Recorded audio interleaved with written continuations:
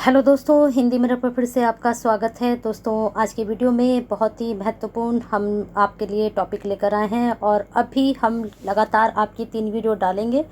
5 बजे फिर हमें लाइव आना है आपके लिए, जिसमें हम आपका क्लियर करेंगे कि आपको किस तरह से अपना पेपर अटेम्प्ट करना है। क्वेश्चंस जो आएंगे आपके, उनको आप डिवाइड टाइमिंग वाइज कैसे करेंगे, कितने पेपर का आप एक क्वेश्चन डालेंगे, लॉन्ग क्वेश्चन आप कितने पेपर के करेंगे, शॉर्ट आप कैसे करेंगे, तो वो सब लाइव क्लास में आप अपने क्वेश्चंस करना। जो बातें हमारी हैं वो हम आपको क्लियर करेंगे, साथ में आपकी भी जो क्वेरी है आप लाइव क्लास में अपना करना। तो हम सेकेंड ईयर के एमसीक्यूज़ लेकर आए हैं। 60 एमसीक्यूज़ की ये सीरीज़ है और सीधे सीधे इसमें आंसर भी हैं। आंसर भी आपको ढूंढने नहीं पड़ेंगे, लेकिन कुछ आंसर हम आपके हाइड करके रखेंगे जिसके आंसर आप बताएंगे। चलिए, पहला क्वेश्चन आपको दिखाई दे रहा है, इसका आंसर भी छायावाद के प्रवर्तक मैं आपको कई बार बता चुकी हूँ कि जयशंकर प्रसाद जी को माना गया है। ठीक है, जयशंकर प्रसाद जी को छायावाद का प्रवर्तक माना गया है और छायावाद का प्रतिनिधि महाकाव्य कामायनी है। सत्यम शिवम सुंदर का समन्वय किस काव्य की आत्मा को कहा जाता है? तो सत्यम शिवम सुंदर का समन्वय जयशंकर प्रसाद जी की आत्मा, काव्य की आत्मा को कहा जाता है। तो ये क्वेश्चन जो आपके 60 क्वेश्चन है बहुत ही महत्वपूर्ण है। यहीं से आपके क्वेश्चन आपके एग्जाम में बन सकते हैं। चलिए, छायावादी कविता के प्रतिनिधि कवि कौन है? निराला, जयशंकर प्रसाद, पंत या फिर महादेवी वर्मा? जल्दी से स्टूडेंट इसका आंसर सोच लीजिए कि आंसर आप इसका सोच रहे हैं। अगर आपने सोचा है छायावादी कविता के प्रतिनिधि जयशंकर प्रसाद तो बिल्कुल सही है। आगे चलते हैं आपके क्वेश्चन पर। भाव, बुद्धि और कर्म का समन्वय ही आनंद के रास्ते का चरम बिंदु है। यह संदेश किस महाकाव्य से मिलता है?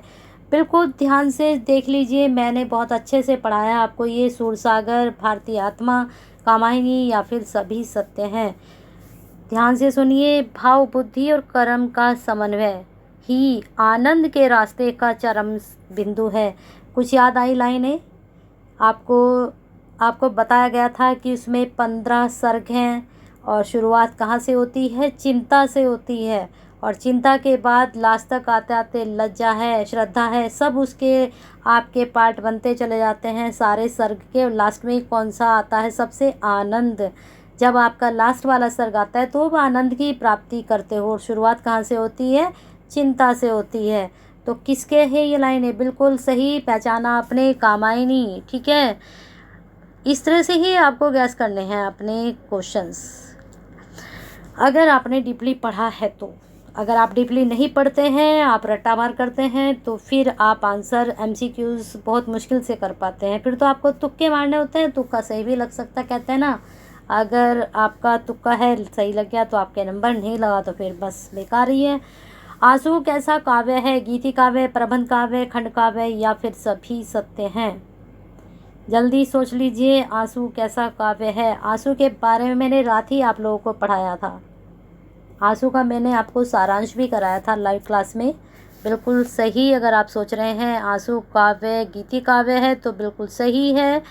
नेक्स्ट क्वेश्चन पर चलते हैं। प्रसाद जी का प्रथम काव्य संग्रह है। अगर आपने इनकी जीवनी ठीक से पढ़ी है और इनके बारे में पढ़ा है तो बिल्कुल आप सही सोचेंगे। चित्राधार, प्रेम पथिक, महाराणा का महत्व, कानन कुसुम। कानन कुसुम, बताइए जल्दी से कौन सा इनका प्रथम काव्य संग्रह है? चित्राधार है, महाराणा का महत्व या प्रेम पथिक या कानन कुसुम? बिल्कुल सही। जिन स्टूडेंट ने सोचा है कानन कुसुम तो बिल्कुल सही सोचा है। इनका प्रथम काव्य संग्रह कानन कुसुम है। चलिए नेक्स्ट क्वेश्चन देख लेते हैं।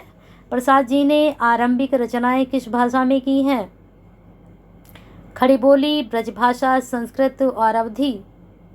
मैंने बहुत अच्छे से ये चीज़ कराई है आपको कि इनकी जो प्रारंभिक रचनाएं रही हैं कौन सी भाषा में रही हैं, फिर बाद में ये कौन सी भाषा में आ गए थे, सबसे पहले इन्होंने कौन सी भाषा में लिखा था। अगर आपने बिल्कुल सोचा है ब्रजभाषा तो बिल्कुल सही है। बाद में इन्होंने खड़ी बोली में अपनी रचनाएं की थी। कुछ इनकी ब्रजभाषा में है, कुछ खड़ी बोली में, तो वो चीज़ भी आप देख लीजिएगा। नेक्स्ट क्वेश्चन है, ये आपका हो चुका है कि पहला जो उनका सुप्रसिद्ध विरह काव्य है। बिल्कुल, विरह कहाँ होगा? करुणा में होगा, कानन कुसुम में होगा या सभी सत्य हैं, फिर आंसू में होगा? तो विरह, अगर आंसू कैसे निकलते हैं? जब आप किसी के विरह में होते हो, किसी के याद में होते हो, तो फिर सीधा सीधा आंसर आंसू जाएगा ना। ठीक है, ऐसे भी आप आइडिया लगा सकते हो। नेक्स्ट क्वेश्चन है आपका, आंसू विरह काव्य की कुल छंद संख्या है 180, 150, 190 या फिर सभी सत्य हैं। कल रात भी ये आप चीज़ आपको बताई गई थी, आंसू विरह काव्य में कुल कितने छंद हैं। जल्दी से अपना लगा लीजिए आंसर, आप क्या लगा रहे हैं, फिर आपको आंसर बता दिया जाता है। 60 क्वेश्चन हैं, थोड़ा जल्दी करेंगे तो आपका ये जो सीरीज है जल्दी ख़त्म हो जाएगी। 60 क्वेश्चन हैं आपके। तो अगर आपने सोचा है 190 तो बिल्कुल सही है। आंसू का क्या है मूल स्वर? बिल्कुल पढ़ने से प्रेम तो नहीं होगा, सौंदर्य भी नहीं होगा, वेदना का विस्तार, सभी असत्य हैं। जब हमारे आंसू निकलते हैं तो वो उसका भाव क्या होता है, उसकी मूल वेदना क्या होती है, मूल स्वर क्या होता है? तो हमारे अंदर वेदना होती है, हमारे अंदर दुख होता है, तो वह आंसू का मूल स्वर है। आंसू कैसे निकलते हैं आपकी? जब आप विरह में हो तो वेदना में होते हो। ठीक है, अब आते हैं आंसू का प्रधान रस है करुण रस, शांत रस, हास्य रस या वियोग श्रृंगार। अब भाई करुण रस में तो आपके आंसू नहीं निकलेंगे, शांत रस अगर शांत है तो आंसू नहीं निकलेंगे, हंसी में भी निकलते हैं लेकिन यहाँ ऐसा नहीं है। वियोग श्रृंगार में जब आप होंगे तब आंसू आपके निकलेंगे, तो इसका जो प्रधान रस होगा वियोग श्रृंगार होगा। कुछ क्वेश्चंस अगर आपने नहीं भी पढ़े ना तो आप अपनी एक सेंस लगाकर भी उसको करते हो तो वो आंसर आपका सही जाता है, बशर्ते आपकी सेंस बिल्कुल सही लगनी चाहिए, है ना। चलिए आगे देखते हैं। आंसू किस छंद में लिखा गया है? दोहा, आनंद छंद, कविता या फिर सभी असत्य? सोच लीजिए, दोहा, आनंद छंद, कविता या फिर सभी सत्य हैं। किस छंद में लिखा गया है? अगर आपने सोचा है आंसर आनंद छंद तो बिल्कुल सही है। अब आप ये ना सोचें कि आंसू है विरह का काव्य है तो आनंद छंद में कैसे लिखा गया, तो आनंद छंद में ही लिखा गया है। कामायनी में कितने सर्ग हैं? जस्ट अभी आंसर बताया था, 10, 12, 5, 15। बिल्कुल शुरुआत का भी बता। कभी कभी आपका क्वेश्चन इस तरह से ही बनता है कि कामायनी के तीसरे सर्ग का नाम बताइए, कामायनी के चौथे सर्ग का नाम बताइए, पांचवें सर्ग का नाम बताइए। ये सीक्वेंस में भी आपको याद होने चाहिए। प्रथम शुरू होता है चिंता से, लास्ट होता है आनंद। ठीक है, प्रथम भी पूछ लेते हैं। अभी मैंने आपको कितने सर्ग बताए थे? 15। याद रखिए इसको, प्रश्न बहुत अच्छा है, बन सकता है एग्जाम में। अब आते हैं, लज्जा किसकी रखवाली करती है? नारी की, सुंदरता की, धन की, पति की? बिल्कुल सही है, लज्जा किसको आती है? एक नारी को। वैसे तो लज्जा एक पुरुष को भी आती है, लेकिन यहाँ पर नारी का जो महत्व ज़्यादा रखा गया है कामायनी में, तो लज्जा नारी को आती है। और लज्जा वहाँ पर किसको आई थी? सुंदरता की, सॉरी यहाँ पर रखवाली करती है, यहाँ पर रखवाली है। लज्जा मैंने सोचा नारी को रखवाली करती है। किसकी रखवाली करती है? सुंदरता की रखवाली करती है। सही बात है। चलिए आगे चलते हैं। बहुत अच्छे, आगे 60 क्वेश्चन पर हम आ चुके हैं। घनीभूत पीड़ा आंसू बनकर कब बरसती है? वर्षा काल में, अकाल में, दुर्दिन में या फिर अच्छे समय में? तो ये तो होगा ही नहीं। एक आपके MCQ करने का सबसे बड़ा पैटर्न होता है, सबसे बढ़िया पैटर्न होता है, जो आपको लगता है ये है ही नहीं आंसर तो उसको क्या कर दो? एलिमिनेट कर दो। हमने इसको एलिमिनेट कर दिया क्योंकि ये तो हो ही नहीं सकता है ना। तो वर्षा काल में भी नहीं आएगी। अब 2 बचे हैं, अकाल में या फिर दुर्दिन में। अब लगा लीजिए ब या फिर स, कौन सा जाएगा? तो इसमें जाएगा ब। एलिमिनेट कर देते हैं जो आंसर आपको लगता है, तो ये तो जाएंगे नहीं, फिर आपके पास ऑप्शन कम होते हैं, फिर आप अच्छे से आंसर लगा पाते हैं। चलिए आगे देखते हैं। आगे क्वेश्चन है, झंझा, झंकोर, गर्जन, बिजली थी, नीरदमाला, इन सब ने अपना डेरा डाला, शून्य हृदय में, आकाश में, खाली घर में, धरती में। कहाँ डालेंगे? झंझा, झंकोर, गर्जन, बिजली, नीरदमाला, इन सब ने अपना डेरा डाला। कहाँ डाले? और पंक्ति कहाँ से है ये? तो ये शून्य हृदय में। पंक्ति भी याद रखना कहाँ से ली गई है ये। नेक्स्ट क्वेश्चन है, प्रियतम की बाहें कैसी थी? लचीली, कामदेव की शिंजनी, सुंदर, नदी के समान। बताइए, प्रियतम की बाहें कैसी होती हैं? लचीली तो होंगी नहीं, सुंदर हो सकती है, नदी के समान भी नहीं होंगी। अब इन दोनों में क्या हो सकता है? कामदेव की शिंजनी। नेक्स्ट क्वेश्चन आपका, विरह की उलझन का कारण क्या था? सारे क्वेश्चन आपके आंसू से ही चल रहे हैं ये। प्रियतम के कठोर व्यवहार, प्रियतम की अलके, रूप सौंदर्य, स्वयं की दुर्बलता। कल मैंने आपको बताया था आंसू से, लज्जा से, और आपके जो सुनीता नंदन पंत की कविताएं वहाँ से, चंद्र कुमार बरतवाल की कविताओं से, वहीं से आपके क्वेश्चन ज़्यादा बनेंगे।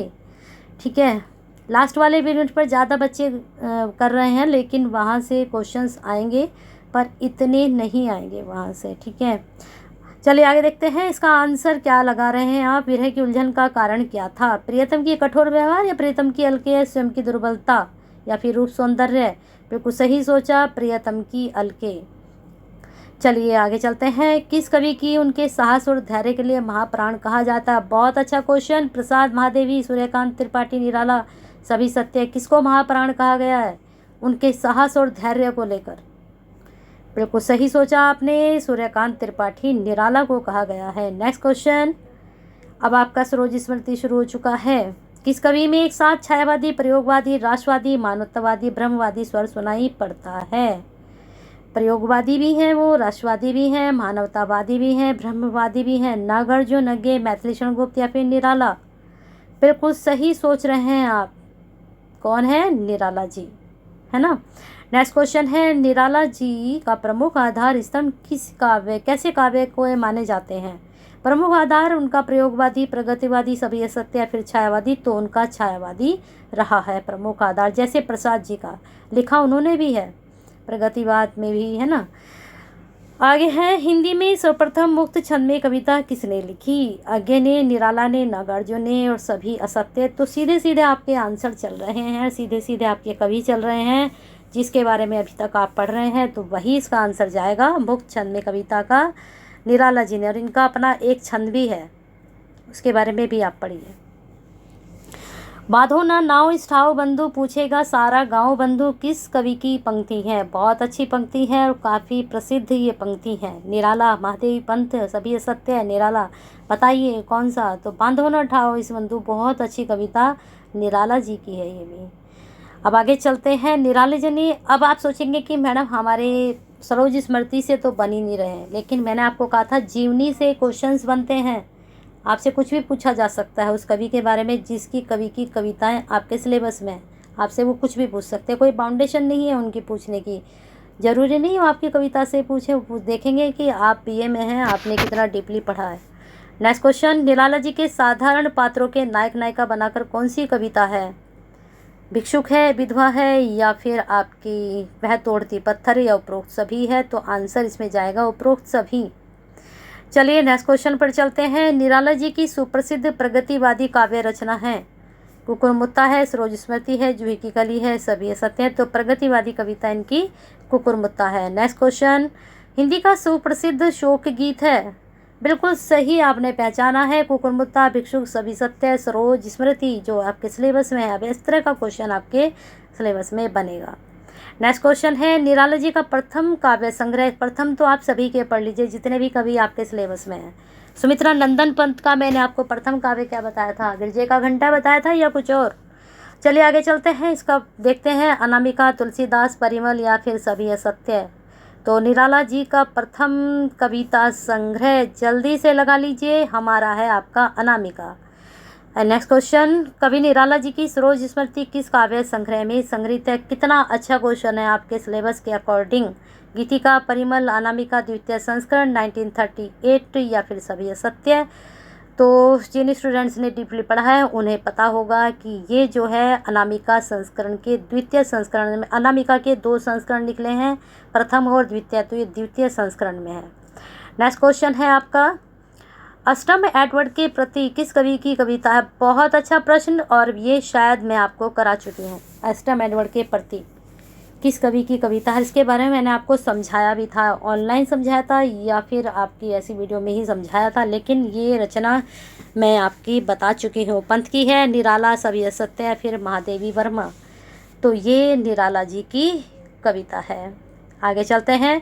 सरोज स्मृति का प्रधान रस है? बिल्कुल सही, भक्ति रस, करुण रस, श्रृंगार रस, या सभी सत्य हैं? तो बिल्कुल सरोज स्मृति कैसा है? शोक गीत है, तो शोक का क्या है? करुण होता है, स्थायी भाव। ऐसे भी आप इसको लगा सकते हैं सेंस आंसर की। निराला जी की सरोज स्मृति किस भाषा में लिखी गई है? अवधी, खड़ी बोली, ब्रज, या सभी असत्य? बहुत ही उम्दा प्रश्न, 99 आन के चलिए इसको देख लीजिए, खड़ी बोली में लिखी गई है। नेक्स्ट क्वेश्चन, पंत जी आ चुके हैं। पंत जी को किस रचना पर ज्ञानपीठ पुरस्कार मिला? चिदंबरा, ग्रंथि, वीणा, सभी असत्य। जिसने डीपली पढ़ा है उसको पता है कि चिदंबरा के लिए इन्हें ज्ञानपीठ पुरस्कार मिला, और कब मिला ये भी आपको पता होना चाहिए। जो कवि पंत जी हैं उनकी कविता का मूल स्वर क्या रहा है? सुकुमार, भावने, प्रकृति चित्रण, कोमल कल्पना या फिर सभी असत्य? तो बिल्कुल सही, सभी असत्य रहे हैं इनकी। सुकुमार भावनाएं भी रही हैं, प्रकृति चित्रण भी, कोमल स्वर भी इनका रहा है। आगे देखते हैं, प्रगतिवादी के प्रवर्तक हैं नागार्जुन, सुमितानंद पंत, केदारनाथ सिंह या फिर सभी असत्य हैं? तो प्रगतिवाद की शुरुआत हम सुमितानंद पंत जी से मान सकते हैं। पंत की कविता का मुख्य सोपान क्या है? छायावाद सोपान, दार्शनिक सोपान, प्रगतिवाद, प्रयोगवाद सोपान या फिर सभी सत्य हैं? तो प्रगति या प्रयोगवाद तो नहीं हो सकता, क्योंकि इसमें प्रयोगवाद भी आ चुका है। तो पंत की कविता का मुख्य सोपान आपको पता होना चाहिए, क्या है बता दीजिए? सभी सत्य हैं, ठीक है। क्योंकि पंत जी की कविता के 4 डिवाइड मैंने आपको बताए थे। दर्शन किसका है इनका? आपको मैंने बताया था, किसका है बताइए जल्दी से? अरविंद दर्शन से प्रभावित है ये। छायावाद है ही इनका, प्रगति अभी बिल्कुल जस्ट अभी बताया गया था आपको, तो सभी सत्य हैं। एक 4th नंबर का, एक है 3 यहाँ पर दिखाई दे रहे हैं, 4th और है इनका, वो भी आप चेक करिए क्या है। चलिए आगे चलते हैं। पंत जी की छायावादी रचना है कैसी है? पीड़ा तथा ग्रंथि, पल्लव तथा गुंजन, ज्योत्सना, उपरोक्त सभी। अभी मैंने आपको बताया था ना, इनकी छायावादी रचनाएं अलग हैं, दार्शनिक अलग हैं, प्रगति अलग हैं, एक 4th नंबर और है वो भी अलग है, उनकी अलग अलग डिवाइड है। छायावाद की मैंने पंत जी की जीवनी बहुत अच्छे से पढ़ाई है, उसको आप अच्छे से देख लीजिए, क्योंकि यहाँ से क्वेश्चंस बनेंगे, 100% बनेंगे, 99 भी नहीं बनेंगे, 100% यहाँ से क्वेश्चन बनेंगे। फिर मत कहना कि मैडम ये तो पढ़ा नहीं था, आपने पढ़ाया था, ये पढ़ा नहीं था। वीडियो को सुनिए ज़्यादा से ज़्यादा, ठीक है। चलिए आगे देखते हैं इसका आंसर। तो सभी इनकी छायावादी रचनाएं हैं। नेक्स्ट क्वेश्चन है, प्रकृति अथवा अल्मोड़ा का प्राकृतिक वातावरण किस काव्य का प्रयोग सोच रहा है? तो प्रसाद जी, पंत, महादेवी, सभी असत्य पंत जी का रहा है, और इनका जन्म स्थान भी, ये प्रश्न भी आपके मैंने MCQ में पूछा है। पंत जी की प्रगतिवादी रचना है युगांत और ग्राम्य, युगवाणी, युगपथ, उपरोक्त सभी सत्य हैं। तो प्रगतिवादी रचनाएं इनकी युगवाणी है, ठीक है, उपरोक्त सभी भी। चलिए आगे देखते हैं, छोड़ ध्रुवों की मृद छाया, तोड़ प्रकृति से भी माया, बाले तेरे बाल जाले कैसे उलझा दूं लोचन। वेरी इंपॉर्टेंट, 99 मान के चलिए, एग्जाम में MCQ में पूछे जा सकते हैं। नागार्जुन, महादेवी वर्मा, पंत, सभी सत्य, तो इसमें पंत जाएंगे, ठीक है। प्रकृति से माया, यहाँ से आप समझ सकते हो कि प्रकृति के सुकुमार कवि यही हैं, तो इन्होंने एक स्त्री से ज़्यादा प्रकृति को महत्व दिया है ना। चलिए आगे देखते हैं, पंत जी की सुप्रसिद्ध 2 महाकाव्य हैं, कला और बूढ़ा चाँद, स्वर्णिम रथचक्र, तारारथ, किरण शिखा, लोकापतन, लोकायतन है ये, सत्यकाम, लोकापतन नहीं लोकायतन, ठीक है। तो यही इनकी रचना है, लोकायतन और सत्यकाम। हिंदी साहित्य में कोमल, ये तो बिल्कुल आपका भी कोमल कल्पना के पंत जी हैं। पंत जी किस विचारक से प्रभावित हैं? जल्दी से, रविंद्रनाथ टैगोर, शैली किट्स तथा बायरन, कार्ल मार्क्स, उपरोक्त सभी। ये क्वेश्चन मैं करा चुकी हूँ, तो ये सभी से प्रभावित है। हिमाद्री कविता पंत जी के किस काव्य संग्रह में संग्रहित है? उत्तरा, पल्लव, ग्रंथि या स्वर्ण की? तो हिमाद्री स्वर्ण किरण में है। नेक्स्ट क्वेश्चन है, पंत जी के काव्य का मूल आधार प्रकृति, कल्पना, धरती? क्या है? कल्पना रही है, उन्होंने कल्पना से लिखा है, प्रकृति नहीं, कल्पना, प्रकृति, ठीक है। इनमें से कौन सी काव्य कृति पंत जी की नहीं है? स्वर्ण किरण, यामा, उत्तरा या फिर पल्लव? यहाँ पर आपको थोड़ा कन्फ्यूजन हो सकता है, क्योंकि मूल आधार इनका वैसे प्रकृति रही है, लेकिन ये कल्पना के सुकुमार कवि भी कहे गए हैं, कल्पना के सुकुमार कवि भी कहे गए हैं। तो अगर कल्पना भी आप लगाएंगे वो भी सही है, प्रकृति लगाएंगे तो भी सही है, ठीक है, लेकिन मूल आधार इनका कल्पना ही रहा है। चलिए आगे देखते हैं, इसका आंसर काव्यकृति पंत जी की नहीं है, तो उत्तरा इनकी नहीं है। बड़ी बड़ी देख लीजिए, उत्तरा किसकी है? बड़ी बड़ी शक्तियाँ किसके सामने नतमस्तक होती हैं? परिवर्तन के, ईश्वर के, भाग्य के, प्रकृति के। अभिनी की कविता से आपका प्रश्न पूछ लिया गया है, तो बड़ी बड़ी शक्तियाँ किसके सामने नतमस्तक होती हैं? परिवर्तन के, ये कहा गया है। जब बाल विहंगनी सोई हुई थी तो द्वार पर कौन पहरा दे रहा था? पहरेदार, विहंग, जुगनू या फिर भ्रमर? बाल विहंगनी सोई हुई थी, कौन पहरा दे रहा था? जल्दी से बता दीजिए, विहंग कौन सा, किसको बोलते हैं विहंग? चलिए आगे देखते हैं। प्रथम रश्मि काव्य रचना में कवि ने प्रकृति चित्रण किस आधार पर किया है? भावात्मक, निराशात्मक, प्रतीकात्मक या रहस्यात्मक? प्रथम रश्मि मैंने आपको बताया था प्रकृति चित्रण किस आधार पर किया है। बिल्कुल सही। अगर आपने लगाया है रहस्यात्मक तो बिल्कुल सही है। अब आ चुके हैं चंद्र कुमार बर्तवाल पर हम। इनका जन्म बिल्कुल बता दीजिए। 20 अगस्त 1919, 15 अगस्त 1947, 10 जुलाई 1919, 12 अगस्त 1919। बिल्कुल सही। अगर आपने 20 अगस्त 1919 लगाया तो बिल्कुल सही। कौन सी रचना बर्तवाल जी की नहीं है? विराट हृदय, विराट ज्योति, कंकड़, आंसू आपको भी बिल्कुल जस्ट मैंने पढ़ाई है, प्रसाद जी की है, बाकी सब इन्हीं की है। ठीक है, आगे चलते हैं। कवि चंद्र कुमार बर्तवाल की काव्य शैली किस वाद के अंतर्गत आती है? प्रयोगवाद, छायावाद, हालावाद, प्रगतिवाद। बताइए कौन से कवि हैं ये? छायावादी हैं, हालावाद हैं, प्रयोगवादी हैं, फिर प्रगतिवादी हैं। आपके जो फर्स्ट यूनिट है ये सारे वाद आपके सिलेबस में है। प्रयोगवाद भी, छायावाद भी, प्रगतिवाद। मैंने प्रगतिवाद भी पढ़ा दिया, छायावाद भी पढ़ा दिया है आपको। उसको पढ़ लीजिए, वहाँ से क्वेश्चन बनेंगे तो छायावाद के अंतर्गत आती हैं। Next question. कविता के प्रसिद्ध उपासकों में मेरी गिनती नहीं हुई है क्योंकि उन्हें अधिक समय नहीं मिला। किनको नहीं मिला बताइए, किसको नहीं मिला अधिक समय? नेक्स्ट क्वेश्चन पर चलते हैं। आपके कवि की किस काव्य रचना में प्रेम की गहन पीड़ा के दर्शन होते हैं? जीतू, मेघनंदिनी, हेमंत प्रातः, कालनागिनी। तो मेघनंदिनी में इनकी प्रेम की गहन पीड़ा के बिल्कुल जैसे आपका कालिदास का मेघदूतम है उससे इसकी कल्पना की गई है। अगर आपने पढ़ा है मेघदूतम, अगर थोड़ी बहुत भी जानकारी है तो वही मेघनंदिनी है। ठीक है, आंसू और आपकी जो बारिश होती है उसमें विरह की पीड़ा होती है प्रेमियों को, वही चीज़ यहाँ पर दर्शाई गई है। तो इसलिए यहाँ पर प्रेम की गहन पीड़ा के दर्शन होते हैं जब बारिश होती है। कवि बर्तवाल की कुछ रचनाओं की भोली भावनाएं किसको याद दिलाती हैं? प्रसाद की, आंसू की, वैदिक ऋचाओं की, मुस्कान की। तो वैदिक ऋचाओं की भोली भावनाएं किसकी याद दिलाती हैं? कालनागिनी कहाँ चमकती है? बिल्कुल सही सोच रहे हैं भाई। कालनागिनी कहाँ चमकेगी? मेघ भरे आकाश में। कालनागिनी किसको कहा गया है? पता होना चाहिए आपको। Next question. काफलपाकू काव्य रचना में कवि की भावना का परिचायक है? प्रकृति प्रेम, रहस्यात्मक, देश प्रेम, भावात्मकता। काफलपाकू मैंने बहुत अच्छे से पढ़ाई है, कालनागिनी भी, मेघनंदिनी भी। अगर आपने वो वीडियो नहीं देखी है तो उसको देख लीजिए। तो देश प्रेम की काफलपाकू से। काफलपाकू क्या है? जंगली फल है, पहाड़ी है, मैदान है, देश है। तो काफलपाकू जंगली फल है। अज्ञे का वास्तविक नाम, अज्ञे पर हम आ चुके हैं। हीरानंद, सच्चिदानंद, वात्स्यायन अज्ञे। ठीक है, वास्तविक नाम सच्चिदानंद, पूरा नाम ये क्या है इनका? हीरानंद सच्चिदानंद। वास्तविक नाम इनका सच्चिदानंद था। हीरानंद कौन थे? पिताजी। सच्चिदानंद ये खुद थे, वात्स्यायन का था। ठीक है, नए प्रतीक नए बिंब से सजी संवरी पहले क्या करते थे? पिताजी का नाम भी साथ में लिखते थे। नए प्रतीक नए बिंब में सजी संवरी कविता को क्या संज्ञा प्रदान की गई? नए प्रतीक नए बिंब में सजी संवरी कविता को प्रयोगवादी, नई नवगीत, समकालीन कविता, प्रगतिवादी। बिल्कुल जैसे कि नाम से पता चल रहा है नए प्रतीक नए बिंब किस में आए हैं? जल्दी से आंसर सोच लीजिए। प्रयोगवाद। ठीक है, 60 का आंसर आपका प्रयोगवाद जाएगा। आज्ञे जी ने तार सप्तक का संपादन किया, कब किया? 1944 में। नदी के द्वीप कविता में नदी किसका प्रतीक है? पानी का, व्यक्ति का, समाज का, धरती का। तो नदी किसका प्रतीक है? व्यक्ति का। बहुत अच्छा प्रश्न, बहुत ही बढ़िया प्रश्न, एग्जाम में बन सकता है।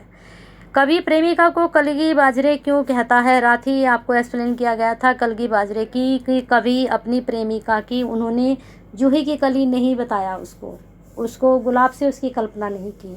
उसकी कल्पना किससे की? जूही की कली की नहीं की, कलगी बाजरे से की।